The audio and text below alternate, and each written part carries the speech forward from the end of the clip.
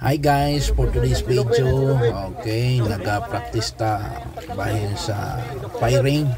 Itudluan ta sa atong mga amigo nga taga Armed Forces of the Philippines para usaon paggamit kining maong bag-o nga kagamitan, bag-o na siya nga kagamitan sa AFP, grenade launcher, revolver, guys, o kung gitudluan sa ang pag-aim o sa ang pagtira nga safety sa ang pagplastar. So kana siya, so importante kayo na para makatabang ta pag-abot sa panahon nga nanginhanglan ang atong nasod sa Pilipinas.